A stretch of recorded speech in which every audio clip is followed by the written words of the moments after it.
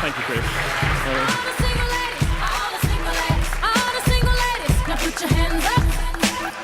So now, Nick, tell everyone what you do on the Brewery. on that day, on that clip. Brilliant.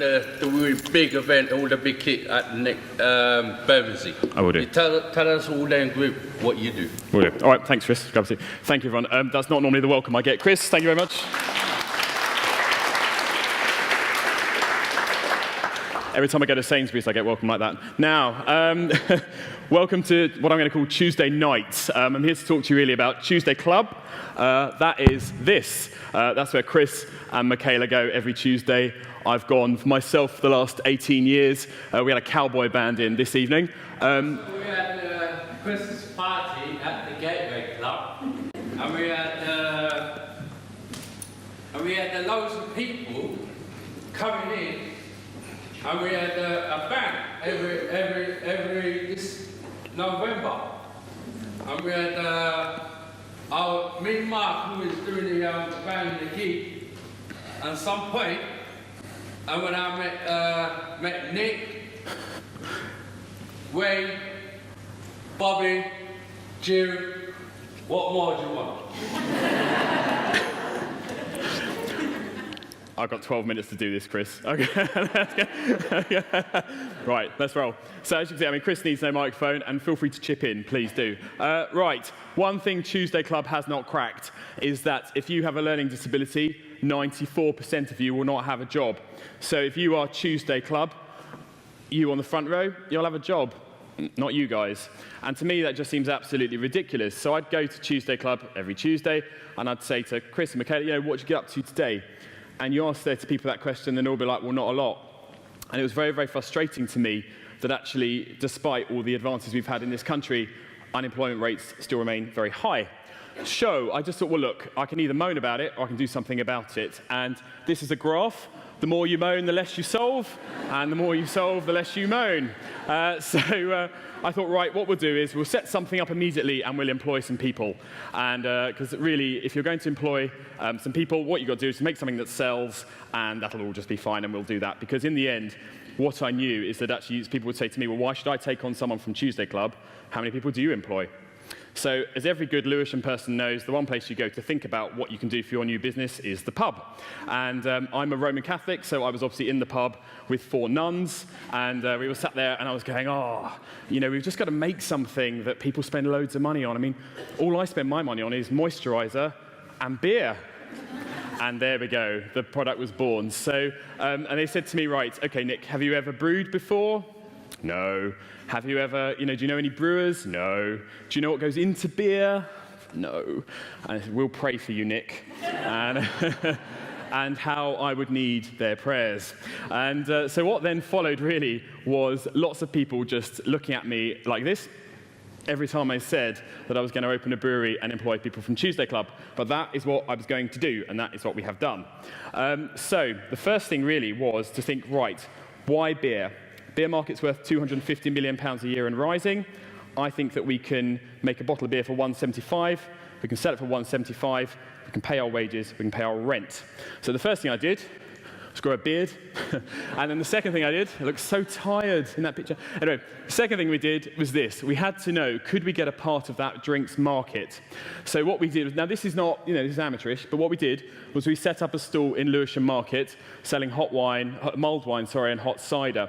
And what we wanted was people to buy from us. So would members of the public come to Tuesday Club and say, yep, we'll have some of that? And the answer was, absolutely. You make nice beer in Lewisham High Street, we're going to buy it. So we thought, great, okay, we know that if we have the right product, we can sell. So the next thing then was to try and get a space in a brewery.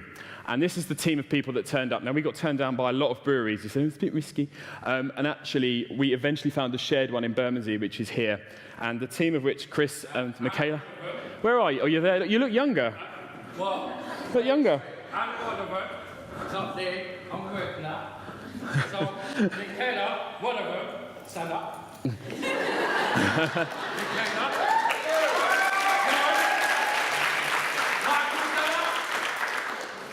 Joe, Bobby. Me. Nico shade them off. Thank you, Chris. So anyway, we rocked up and we had a go. And actually what was great is brewing. I hate brewing, but actually the team really loved it. And what we found very quickly is that our guys were really good at it. So I thought, right, we are going to establish this brewery. We've had a go at it once. Let's do it. 3 things I had in mind when I did it. First of all, we're no one's pity project. So we were going to make beer that was as good as anybody else's. And Chris, could you hold up the bottle for me, please? As you'll see from that bottle, that looks like any beer that you would buy, because it is any beer that you would in fact buy. Just can you hold up, please? Put it this way. You got the water oil and you do some pale oil together. Perfect. So now when I make the beer into your one of these kits, and I'll show you how to process. Chris, we haven't got time, mate. We're going to have to... I haven't got time for that. So this is water you have to taste, and the pale oil you have to drink.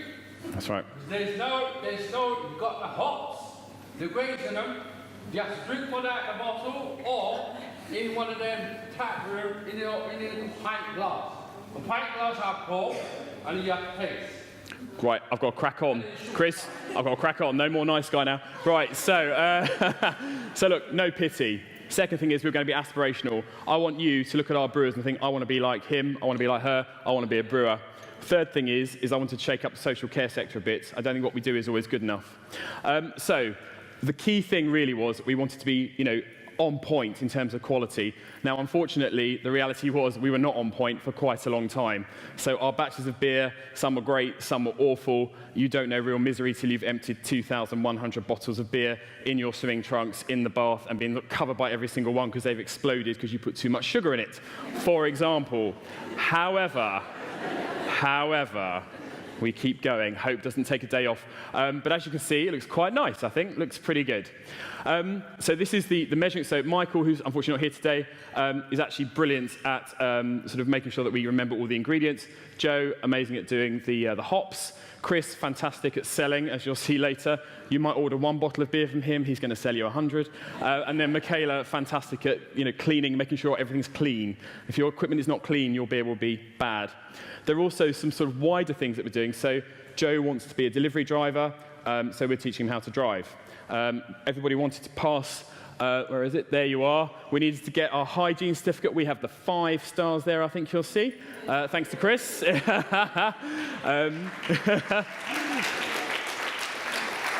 But we had to, this was actually horrendous. We had to pass our hygiene exams, which was just awful. Pass the food hygiene. We did, and we did. Thanks be to God we did. And then finally, we also, the guys wanted to be able to talk about Ignition and the product. So they've also passed their British School of Beer sommeliering, which means that actually they can now talk confidently about how the beer is, as you've seen, if I need to say, as you've seen how the beer is made and what happens. So really unearthing the talent of people from Tuesday Club, relatively straightforward.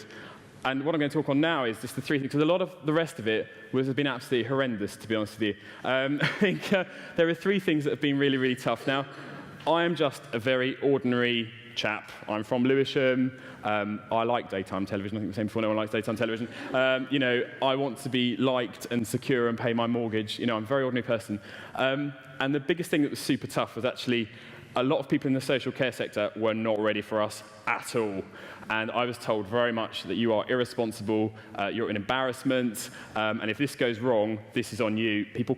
Essentially, people from Tuesday Club can't brew coffee. What on earth are you trying to do to get to brew beer? There were days where I would sit in my front room with sort of crates of empty bottles and just think, I'm not sure this was a good idea because, it's a long process. It's been 2 years really to get from nothing to a commercial product that we sell. So that was really, really hard. And I think what my big issue is that actually we risk assess everybody and we KPI everybody. And I think that's led to a real lack of innovation, which basically means that people from Tuesday Club are the people that then suffer, because rather than looking at what people can do, we look at the risk that they pose and we say, that's enough, Sonny, you're going to a day centre. Whereas this is a bit more remarkable, I hope. Second thing is, if you want to enter the alcohol trade, oh yeah, be prepared for lots of administration. And there's the saying from Mary Poppins, in every job that must be done, there is an element of fun. And there isn't. No, there isn't. And no. And we haven't got it on here, but my car park risk assessment was a real high. But anyway, every risk assessment you do means one of your competitors probably falls away. So the more hurdles you clear, the less people you've got to fight against. And then the final thing was be prepared to take on the big boys at a moment that is not of your choosing. Now, we had our David and Goliath moment when a giant drinks company, a soft drinks company, came and said, you can't call your product Jumpstart. That's our name. And we had the copyright certificate, so I think you'll find it's our name. And my business partner, Will, who's brilliant, sent it off to them, and you know, we've agreed to leave it there. But the point is that you can be doing something you think is great, but if we hadn't had that little piece of paper, unfortunately, we would have been nowhere.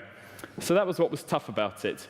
In closing, really, what I want to just say is the future is really bright for us and for our brewery, and I love coming into our brewery, and not just because there's a fridge full of beer, which I can drink, and we've got some beer for you, half of you, to take home. But on a bad day, I would worry maybe about carbonated beer and is it okay? That's probably a bad day. But on a good day, what I want to do with our future and with this brewery is I really want to challenge the social care sector and just start flipping it onto its head. And I want to take you back to that issue of unemployment. Now, again, you know, just your front row here has a job, none of you else do, and that's just not on in 2017. So what I say to you about our breweries is that we pay £9.70 an hour to our guys because that is the product of what they are worth. We sell a bottle of beer for £5. It's easy. We cover our rent, we cover our wages.